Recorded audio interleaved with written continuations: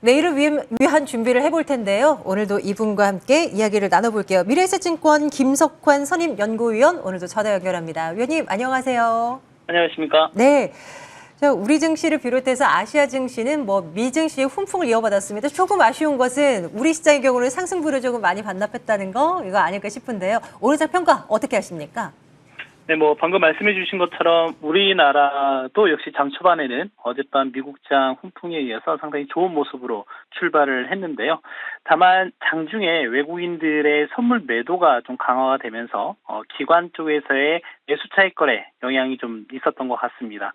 그리고 또 하나는 장중 나온 중국 쪽 내용에 따르면 중국 내에서 지난 5월 22일 이후에 처음으로 코로나 확진자 수가 1,000명을 돌파했다라는 내용 나왔고요.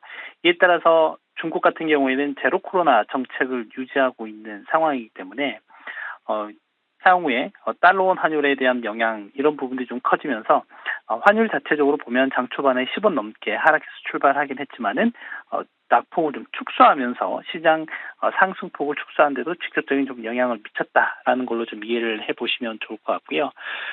아시아 증시 현재 중국이나 이런 부분들은 계속 장중 진행 상황이 되고 있는데요. 장 초반에 LPR 기준금리 부분이 좀 동결이 되는 모습들이 있었습니다.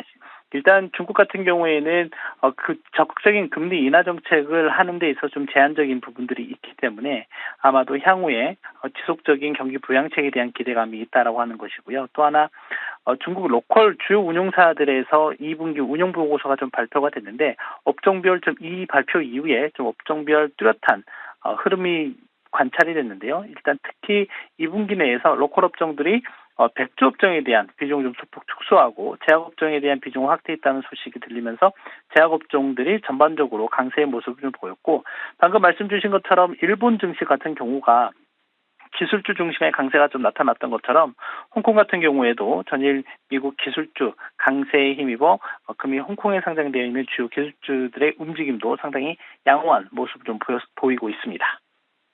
중국의 제로금리 정책 관련된 이야기 조금 더 풀어주세요. 오늘 그 LPR 금리, 대출 우대금리, 이제 중국의 기준금리 격이라고 할 수 있는 이 대출 우대금리가 나왔는데 6개월 연속 동결이었습니다.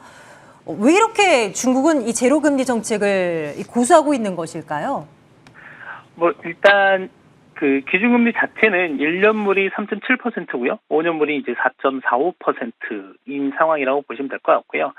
지금 글로벌 전체적으로 인플레이션에 상당히 좀 직면해 있는 상황이고 그러다 보니까 각국 중앙은행들이 상당히 긴축적인 통화 정책을 유지하고 있는 상황이라고 보면 될 것 같습니다.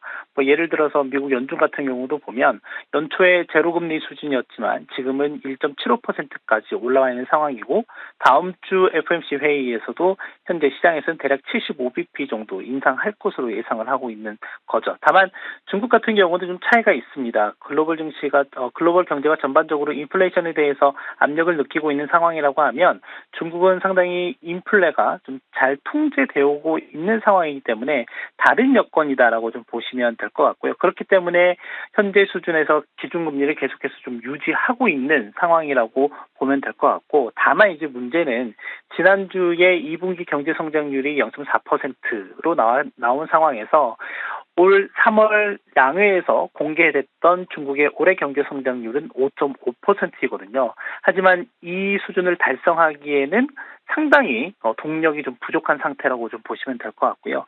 그렇기 때문에 금리 정책을 통한 완화 정책보다는 직접적인 유동성을 공급한다라든지 또는 다양한 인프라 경기 부양과 관련한 정책들을 좀 기조적으로 이어갈 가능성이 높다라고 이해를 하시면 될 것 같습니다. 이번에는 이제 내일 우리가 주목해야 할 22 통화정책회의 관련한 이야기를 좀 들어봤으면 좋겠어요. 일단은 빅스텝의 가능성이 언급되면서 간밤 화시장이 좀 움직임이 달랐어요. 달러화 대비 유로화가 조금 강한 모습을 나타내기도 하는 그런 움직임이 나타났는데 진짜 22 통화정책회의에서 빅스텝이 나온다면 이 추세가 더 이어질 수 있겠습니다만 그 가능성이 그렇게 크지는 않아서 또 이게 또 그냥 예상대로 0.25%포인트만 올려버리면 또 이게 완전히 또 유로화 또 초약세로 가는 것은 아닌가 하는 또 우려감도 있고요. 어떤 전망을 해볼 수 있겠습니까? 일단 어제 이제 말씀드렸던 부분 중에서 지난 5월에 크리스틴 라가르드 ECB 총재가 이번 7월 22일 통화정책회의에서는 일단 기본적으로 25bp 정도 인상을 하겠다라고 코멘트를 한 상황이었고, 그래서 어제 말씀드렸던 거는 이 통화정책회의 이후에 예정되어 있는 라가르드 총재의 기자회견에서 다소 불리시한 내용들이 좀 나오게 된다라고 하면 유로화의 턴어라운드 할 수 있는 이런 기대감을 보일 수 있다라고 말씀을 좀 드렸던 것 같은데, 어제 이제 방송이 끝나고 난 이후에 이제 로이터, 블룸버그 등 주요 외신들에서 이번 22 통화정책회의에서 50bp 인상할 수도 있다라는 내용이 좀 들리면서 유로화가 상당히 좀 강세를 보이는 모습이었고요.